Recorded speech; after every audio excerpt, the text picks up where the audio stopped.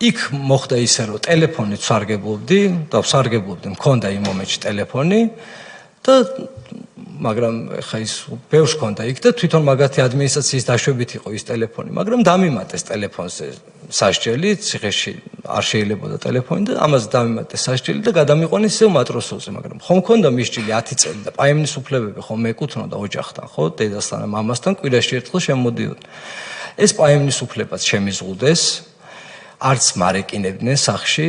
ვეღარც ვნახულობდი ჩემს მშობლებს, მაქვს 10 წელი მოსჯილი და ვარ 15 წლის ქალბატონთე. აი რა უნდა მექნა ციხეში, ავდექი და გადავიჭერი ხელებზე და მუცელზე მივიყენე თვითდაზიანება და აი მარტო ერთ გაკერვაზე, როდესაც გადავიჭერი, 36 ნაკელი დამადეს მუცელზე და ხელებზე.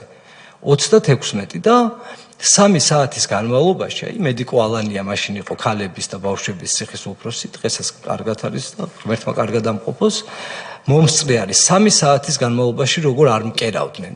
რეზბაინციდან მოიყვანეს ექიმი და მედიკო ალანიასთან შემთხვევით იყო ბაჩო ახალაიას მოადგილე თავის საქმეს და ხა აქ ესეთი ამბავი რომ მოხდა, გადმოვიდნენ ჩემთან, და არ გადავყავა რეზბაინცაზე და მეთქი რატო არ გადავესა, რატო გინდაო იქ და მე უთხარი ჩემ მშობლებს ნახულობ თქო სახში ვეკავ თქო უფრო თავისუფლად დავდივარ თქო იქ შაკეტილი ვიყავი აქ ციხეში და იქ არ ვიყავი შაკეტილი. არა არ გადაგიყვან თო აქ უნდა გაიკერო და საბოლოოდ ისე მოხდა რომ 3 საათის მერე გამიკერეს ეს ნაკერები და პაემნის უფლებას დაუშვეს.